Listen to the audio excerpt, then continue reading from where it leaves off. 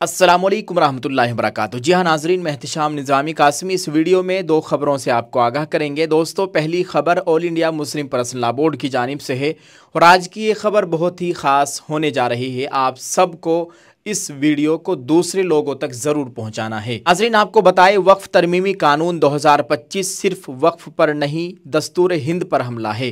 कर्नाटक के मुख्तलिफ मज़ाहिब के रहनुमा और सिविल सोसाइटी का मुसलमानों की जिद्दोजहद के साथ तारीख़ी इजहार यकजहती। दोस्तों, बेंगलोर 24 जून 2025 all India Muslim personal law board की जानिब से बताया गया है कि रियासत कर्नाटक के दारुल हुकूमत बेंगलोर के तारीख़ी और बावकार विधान संविधा के LH कॉन्फ्रेंस हॉल में all India Muslim personal law board की ज़ेर क़ियादत जारी वक्फ बचाओ दस्तूर बचाओ तहरीक के तहत मुख्तलिफ मज़ाहिब के रहनुमा, मजहबी तंजीमों के ज़िम्मेदारान और सिविल सोसाइटी के अहम शख्सियात के दरमियान गैर आइनी वक्फ तरमीमी कानून 2025 के सिलसिले में एक अहम गोल मेज़ कॉन्फ्रेंस का इनेकाद अमल में आया।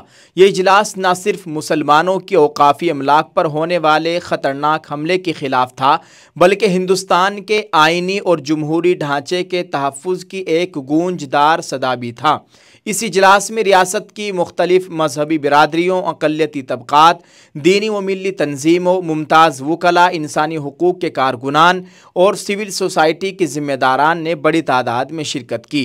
काबिल ज़िक्र बात यह है कि हिंदू, ईसाई, सिख, बौद्ध और जैन मज़ाहिब के रहनुमाओं ने मुसलमानों के इस जिद्दोजहद को महज अक़लियत की लड़ाई नहीं बल्कि हिंदुस्तान के दस्तूर के दिफा की लड़ाई करार दिया और खुले अल्फाज में इस तहरीक के साथ कदम ब कदम चलने का वादा किया। शुरका इजलास ने मुत्तफ़िक़ा तौर पर इस बात का ऐलान किया कि पार्लियामेंट से मंजूर शुदा वक्फ तरमीमी कानून 2025 न सिर्फ मुसलमानों के मजहबी, आइनी और जायदादी हुकूक पर हमला है, बल्कि हिंदुस्तान के आइन की बुनियादी रूह के भी सरासर मुनाफी है। इजलास में मंजूर करदा करारदाद में दर्ज झेल निकात वाज़ेह किए गए कि तरमीमात आइन हिंद की दफ़ात 14, 25, 26, 29 और 30 से बराह रास्त टकराती है। इनमें वो तमाम तहफ़्फ़ुज़ात ख़त्म कर दिए गए हैं जो अब तक मुसलमानों की वक्फ अमलाक को हासिल थे, जबकि दीगर मज़ाहिब की औकाफ़ी अमलाक बदस्तूर महफूज व मुस्तस्ना है। कानून के तहत अगर कोई मुसलमान 5 साल से बाअमल ना हो तो वो अपनी ज़ाती जायदाद को वक्फ नहीं कर सकता, जो कि मजहबी आज़ादी और शख्सी हक़ पर खुली कदगन है। इसी तरह वक्फ बोर्ड और सेंट्रल वक्फ कौंसिल में मुसलमान होने की शर्त को ख़त्म कर देना और जमहूरी इंतखाबात के बजाय नामजदगी को नाफिज करना अक़लियतों की नुमाइंदगी को मुकम्मल तौर पर सल्ब करने के मुतरादिफ है। तरमीमात के बाद अगर कोई वक्फ जायदाद हेरिटेज करार पाए या महकमे आसार कदीमा के ज़ेर इंतज़ाम चली जाए तो वह अब वक्फ नहीं रहेगी। कबाइली मुसलमानों के लिए भी अपनी ज़मीन वक्फ करने का दरवाज़ा बंद कर दिया गया है।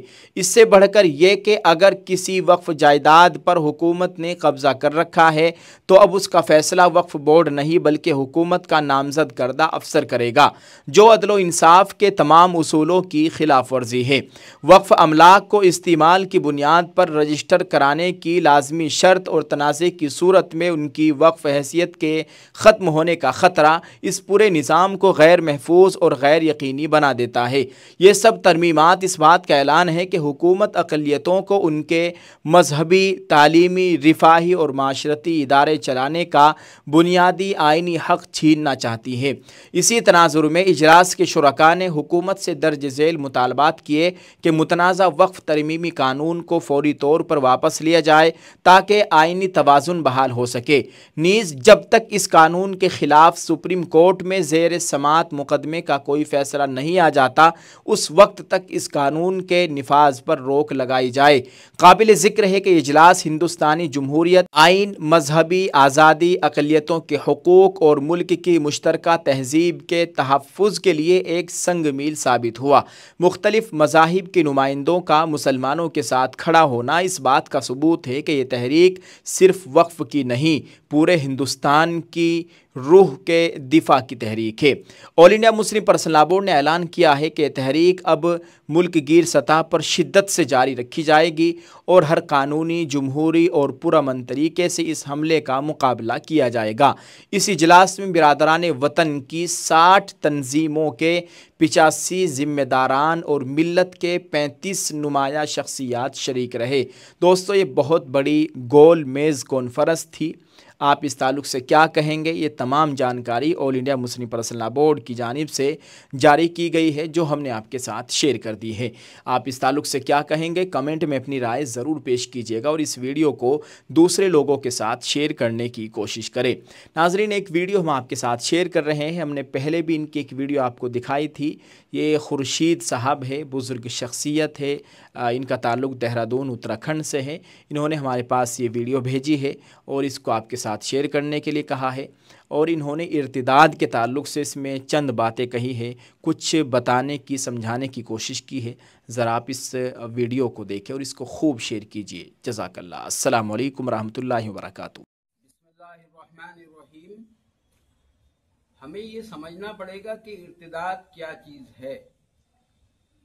तो अगर एक मुसलमान शख्स किसी भी वजह से अपने मज़हब को छोड़ करके या तो हिंदू मज़हब या ईसाई मज़हब या और किसी मज़हब को इख्तियार करता है, तो ये इर्तिदाद कहलाता है।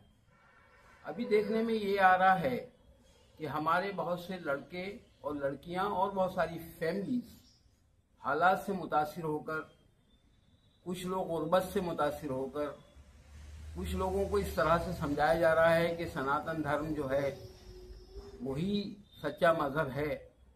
ये सब हालात से मुतासिर होकर वो दीन इस्लाम से फिर जाते हैं और दूसरे मज़हब को इख्तियार कर लेते हैं।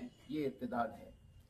कानून के अंदर भी ये प्रोविज़न किया गया है कि अगर कोई आदमी सनातन धर्म को इख्तियार करता है, कोई मुसलमान हो या ईसाई हो, तो वो घर वापसी कहलाएगी। और अगर कोई हिंदू इन दोनों मज़हब के अंदर या और किसी मज़हब के अंदर आता है तो धर्म परिवर्तन होगा और उसके ख़िलाफ़ उसके मुकदमा कायम होकर के उसको सज़ा मिलेगी। जबकि अगर वो सनातन धर्म में जाता है तो उसको किसी तरह की सज़ा नहीं मिलेगी। तो अब इसको हमें समझने की ज़रूरत है कि हमारे लोग इर्तिदाद की तरफ क्यों जा रहे हैं। तो बहुत सारे केसेस के अंदर ये बात आ रही है कि वो लोग मुफलिसी की वजह से भी जा रहे हैं। कुछ हालात ऐसे हैं कि कुछ मुसलमान लड़कियां हिंदू लड़कों से शादियां कर रही हैं और वो अपना मज़हब तब्दील कर लेती हैं। तो इन सब हालात को देखते हुए हमें ये गौर करने की ज़रूरत है कि आखिर ये इर्तिदाद हमारे बच्चे क्यों कर रहे हैं। तो एक वजह तो ये समझ में आती है कि शायद हम अपनी शादियों को इस तरह से हमने महंगा कर दिया है कि हमारी बच्चियों की शादी वक्त के ऊपर नहीं हो पा रही है। दूसरी ये है कि हमारे बच्चों के हाथ में जो हर वक्त मोबाइल रहता है, उससे उनके कॉन्टैक्ट हिंदू लड़कों के साथ में हो जाते हैं और उस वजह से वो उनकी आइडियोलॉजी से मुतासिर होकर के और हिंदू मज़हब के अंदर चले जाते हैं और इर्तिदाद को कबूल कर लेते हैं। तो ये सारे हालात से हमें अपने बच्चों को आगाह करने की ज़रूरत है। अगर हम आगाह ही नहीं करेंगे, उनसे बातचीत ही नहीं करेंगे, तो उनके समझ में नहीं आएगा कि अक़ीदे, जो आपका अक़ीदा है वो क्या है।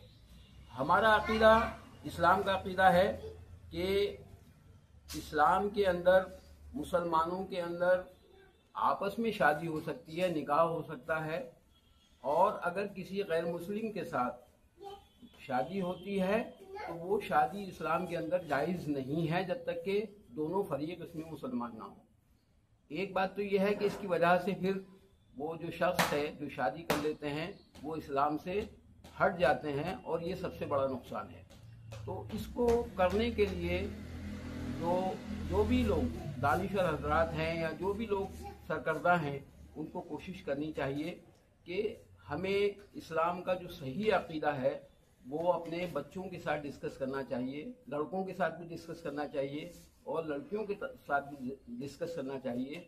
और शादियों को खासकर हमें अपनी नबी सल्लल्लाहु अलैहि वसल्लम की सुन्नत के मुताबिक, जिसके अंदर कोई खर्ची नहीं है, जिसके अंदर कोई परेशानी नहीं है, वो उस तरह से, ना उसमें जहेज का मामला है, ना उसके अंदर दावतों का मामला है, ना फजूल खर्ची का इसराफ का मामला है, इस तरह से शादी करनी चाहिए और सुन्नत तरीके से मस्जिदों में शादी करनी चाहिए, जिससे आसान तरीके से हमारे बच्चों की वक्त के ऊपर लड़कों की भी और लड़कियों की शादी हो जाए। और उसके लिए बहुत ज़्यादा हमें अपने दिमाग से जो दहेज की लानत है उसको हटाना पड़ेगा, ये कोशिश करनी पड़ेगी।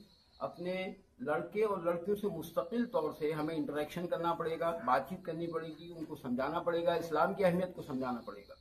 अब इस्लाम की अहमियत को समझने के लिए एक ही छोटी सी बात ज़रूरी है कि हज़रत बिलाल रज़ियल्लाहु ताला अन्हु के ऊपर कितनी सख्तियाँ की गई, मगर आपकी ज़बान से सिर्फ एक ही बात निकलती थी, आहद आहद, अल्लाह एक है, अल्लाह एक है, अल्लाह का कोई शरीक नहीं है।